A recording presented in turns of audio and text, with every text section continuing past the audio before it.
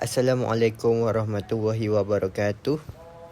Hari ini saya akan mempersembahkan tugasan 2 kursus pengantar pengajian pendidikan. Nama saya Muhammad Mirza Danish bin Zainal dari kelas C2.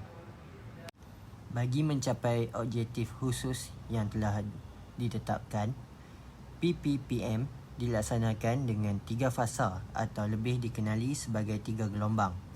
5 aspirasi sistem pendidikan negara, 6 aspirasi murid dan 11 anjakan. Pertama sekali saya akan menerangkan tentang 3 gelombang. Gelombang pertama iaitu pada 2013 hingga 2015. Gelombang pertama bermula dari tahun 2013 hingga 2015 yang memberi penekanan kepada kemahiran teras melalui penambahbaikan sistem dengan mempercepat perubahan kaedah pelaksanaan program. Dalam tempoh pelaksanaan, tumpuan diberikan kepada kaedah peningkatan kualiti pengajaran dengan meningkatkan kualiti guru sedia ada, meningkatkan kualiti kepimpinan sekolah dengan memperbaiki pendekatan pelantikan dan melatih pengetua dan guru besar. Tumpuan juga diberikan kepada meningkatkan kadar literasi bahasa Melayu, bahasa Inggeris dan numerasi menerusi program pemulihan yang intensif. Menjelang akhir gelombang 1, KPM akan memastikan semua guru, pengetua, guru besar dan sekolah mencapai tahap minimum standard kualiti yang dihasratkan. Pelan tindakan yang dirancang dan perlu dilaksanakan bagi meningkatkan kemahiran teras. Pertama, mengubah sistem dengan memberi sokongan kepada guru dan memberi fokus kepada kemahiran utama. Kedua, membimbing guru secara khusus bagi meningkatkan standard guru khususnya dalam mata pelajaran teras seperti matematik, sains, bahasa Melayu dan bahasa Inggeris. Ketiga, standard kemasukan yang lebih tinggi bagi guru baharu. Keempat, mewujudkan pembimbing pengetua yang berdedikasi untuk sekolah band 5, 6, 7 dan mengukuhkan kriteria pemilihan untuk pemimpin sekolah bagi mengukuhkan kepimpinan sekolah. Kelima, merombak soalan peperiksaan dengan tumpuan kepada peningkatan soalan kemahiran berfikir aras tinggi. Keenam, standard bahasa Melayu yang sama dilaksanakan pada peringkat rendah dengan penyediaan bantuan pemulihan kepada murid lemah dalam bahasa Melayu dan bahasa Inggeris. Ketujuh, melaksanakan One Bestari Net kepada semua sekolah untuk integrasi ICT dalam pembelajaran harian. Kelapan, memastikan sokongan daripada PPD ditumpukan kepada sekolah berprestasi rendah termasuk kepada murid dengan keperluan khusus untuk melonjakkan peningkatan sekolah. Kesembilan, meningkatkan enrolment dan penglibatan ibu bapa serta menawarkan pendidikan vokasional yang lebih baik untuk meningkatkan enrolment prasekolah dan sekolah menengah. Kesepuluh, mengukuhkan praktikum dalam program vokasional melalui peningkatan kolaborasi dengan sektor swasta. Kesebelas, mentransformasi kementerian bermula dengan meletakkan pemimpin terbaik untuk menerajui JPN dan PPD bagi meningkatkan prestasi sistem penyampaian KPM. Kita teruskan lagi dengan gelombang 2 pada tahun 2016 hingga 2020. Perubahan struktur pendidikan negara dilaksanakan bagi mempercepat perjalanan perubahan kepada semua inisiatif yang bermula semasa gelombang 1 untuk disejajarkan dengan inisiatif dalam gelombang 2. Antaranya pergerakan kesemua 410,000 guru dan 10,000 pengetua dan guru besar kepada pakej kejayaan baru dan penstrukturan semula. Kurikulum standard sekolah rendah dan menengah yang disemak semula juga akan diperkenal dalam usaha menyesuaikan pengetahuan, kemahiran dan nilai untuk maju dengan perkembangan ekonomi dunia hari ini.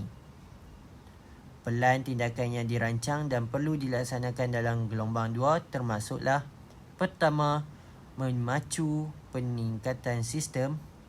Kedua, memperluas bimbingan dan sokongan untuk membantu guru bagi menambah pengetahuan dalam semua mata pelajaran, pemikiran, kepimpinan, etika, kerohanian dan identiti nasional.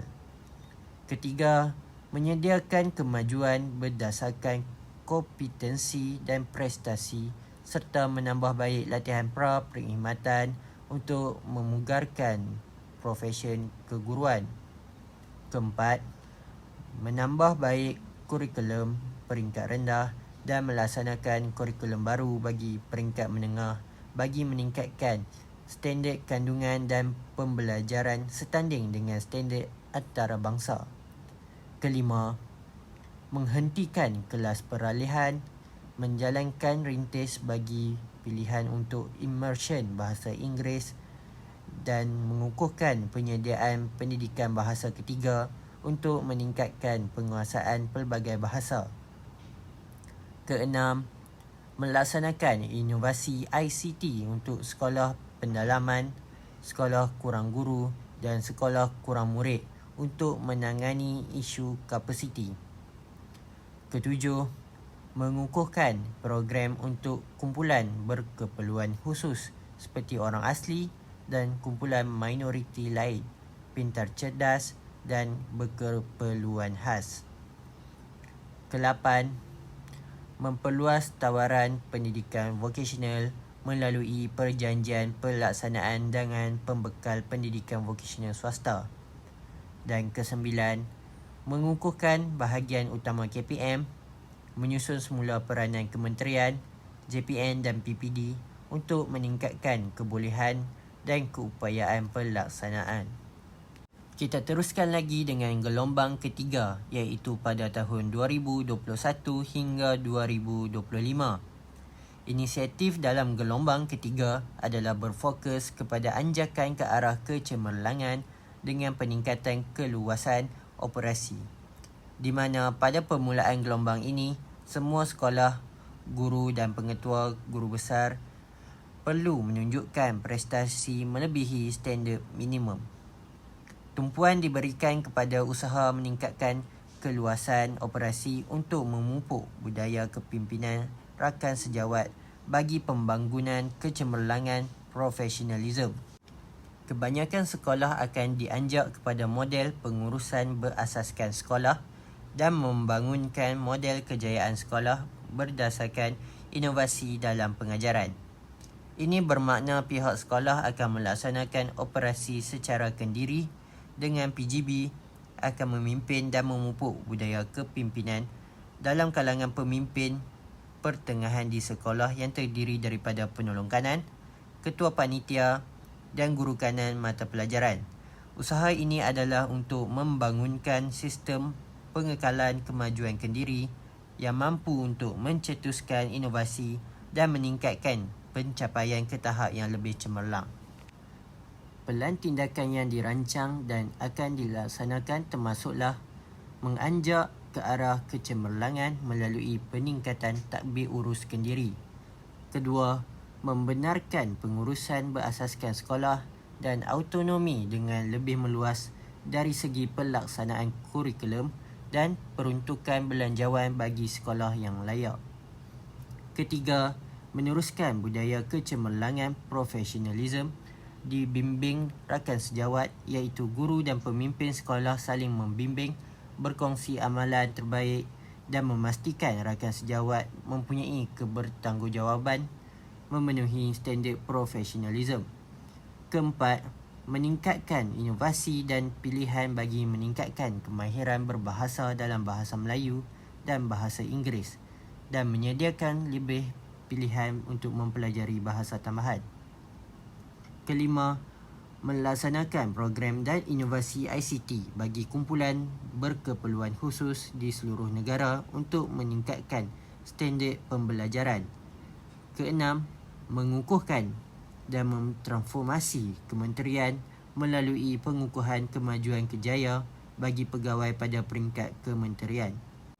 Ketujuh, mengkaji semula struktur sekolah untuk menentukan keperluan bagi mengoptimumkan laluan dan pilihan persekolahan. Seterusnya, kita lanjutkan lagi dalam PPPM, iaitu 5 aspirasi sistem pendidikan negara.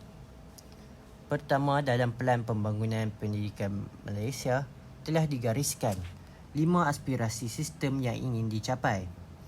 Pelaksanaan perubahan besar dilakukan terhadap keseluruhan sistem pendidikan semasa untuk melonjakkan pencapaian semua murid mampu memiliki dan menguasai kemahiran yang diperlukan dalam abad ke-21. Yang pertama, akses kepada kejayaan. Selaras dengan prinsip pendemokrasian pendidikan iaitu pendidikan untuk semua, setiap kanak-kanak di Malaysia tanpa mengira latar belakang sosioekonomi dan kelompok etnik mempunyai hak untuk mendapatkan akses yang sama kepada pendidikan berkualiti bagi membolehkan mereka mencapai potensi masing-masing. Kementerian berhasrat untuk mencapai 100% enrolment merentas semua peringkat pendidikan daripada prasekolah hingga ke menengah atas menjelang tahun 2020.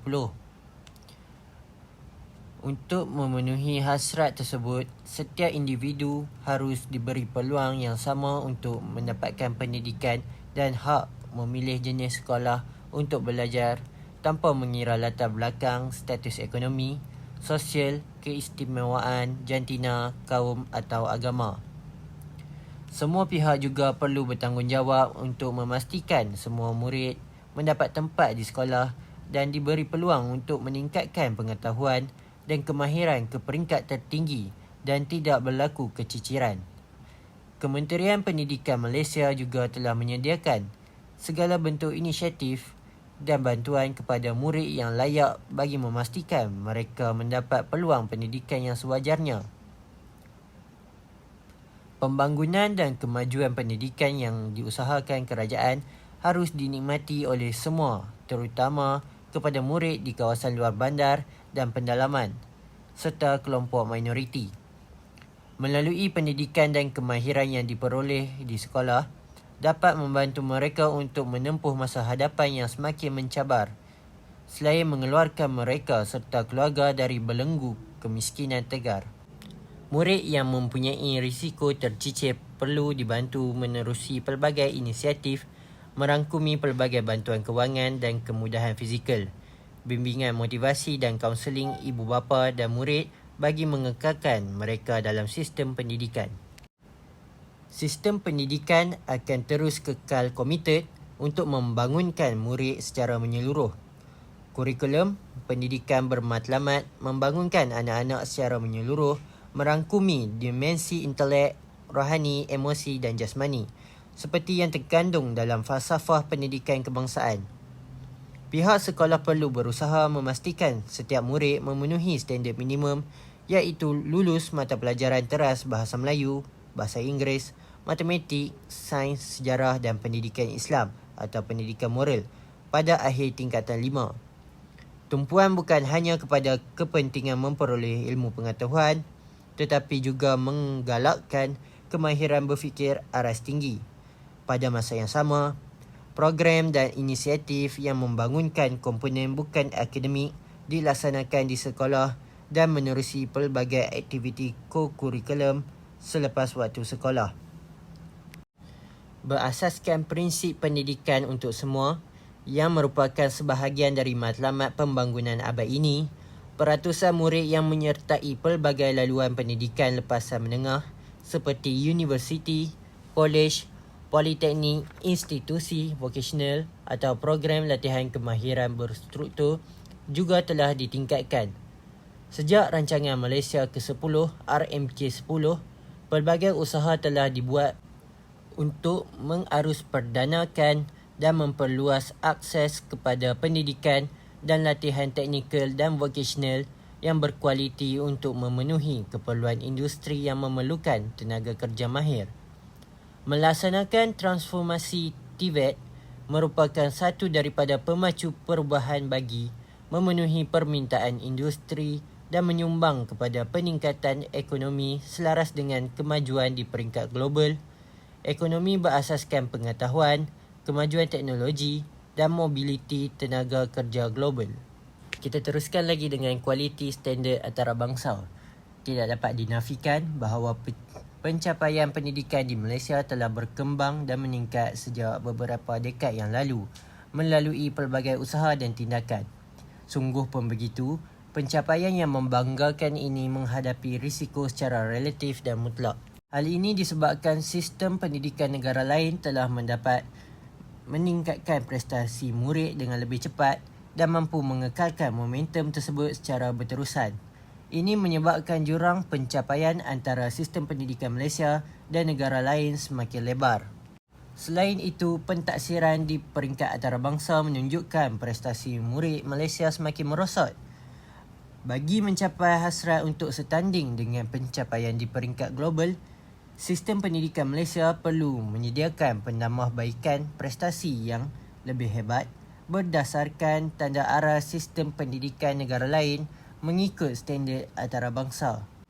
Penambahbaikan prestasi ini termasuk standard untuk bidang seperti matematik, sains dan bahasa Inggeris serta kemahiran berfikir aras tinggi seperti aplikasi, penakulan dan penyelesaian masalah. Kita teruskan lagi dengan equity untuk semua murid. Penyediaan pendidikan yang terbaik kepada setiap kanak-kanak tanpa mengira latar belakang sosioekonomi, gender dan tempat akan dapat memastikan hak kesaksamaan pendidikan untuk semua. Menjelang tahun 2020, pendidikan Malaysia mensasarkan 50% pengurangan dalam jurang pencapaian dengan merapatkan jurang sosioekonomi antara bandar dengan luar bandar dan gender.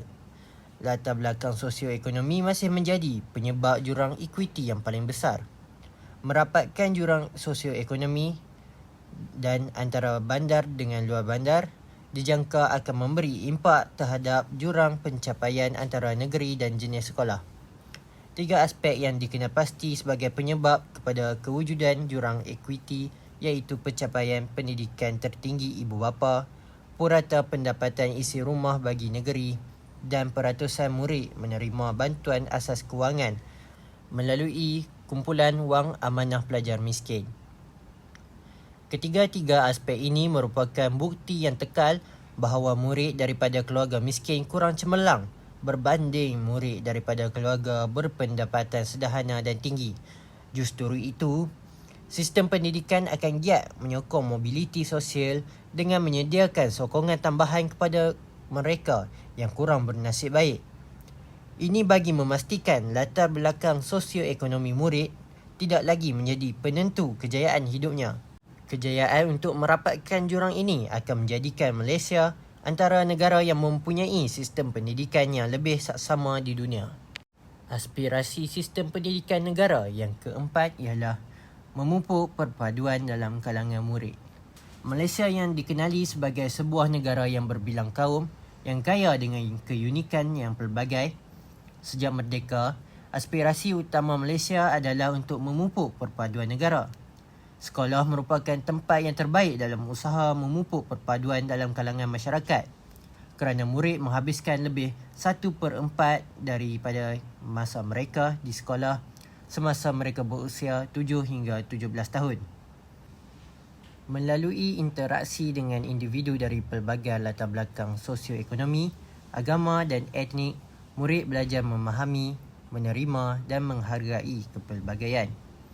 Maka perkongsian nilai, pengalaman dan menghargai kepelbagaian akan mewujudkan kesefahaman tolak ansur antara satu sama lain.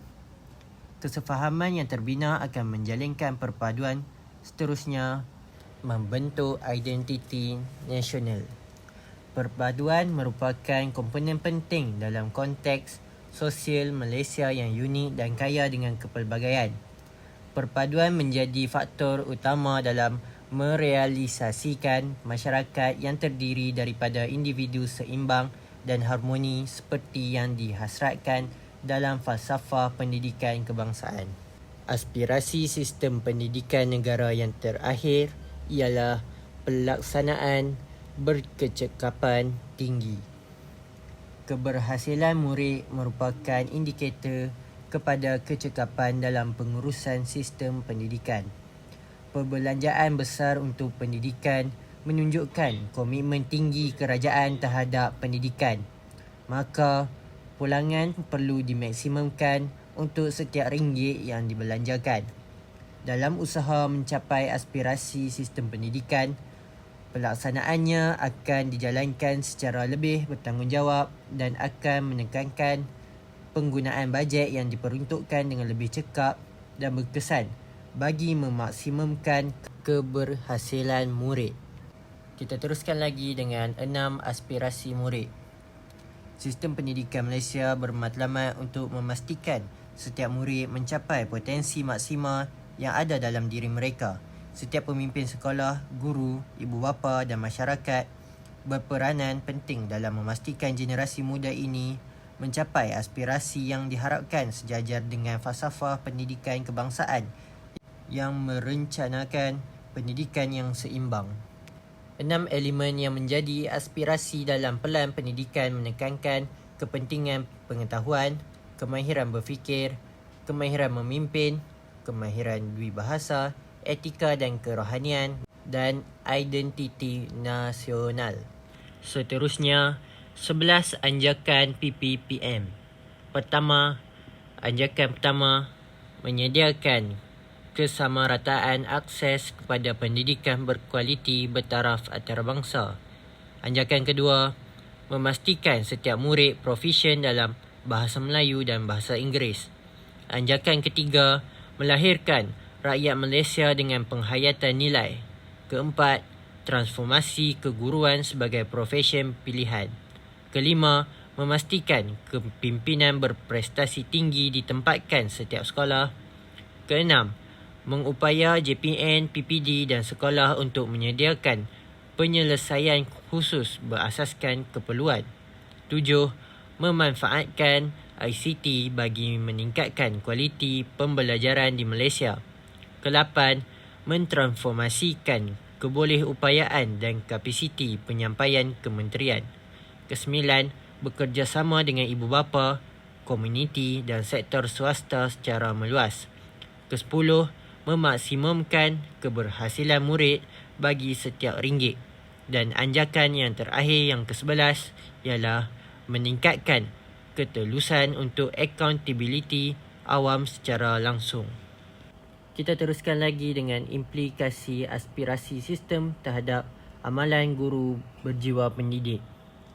Definisi guru berjiwa pendidik ialah guru yang berjiwa pendidik merupakan guru yang mempunyai sikap bertanggungjawab, mempunyai empati yang tinggi, ikhlas dalam menjalankan tugas dan mempunyai pengetahuan yang tinggi dalam bidangnya. Ciri-ciri guru berjiwa pendidik ialah berakhlak mulia, bertanggungjawab, amanah, dedikasi, bersikap terbuka, penyayang, berpenampilan diri dan berketerampilan. Implikasi yang pertama ialah daripada sudut pengurusan, pengajaran dan pembelajaran.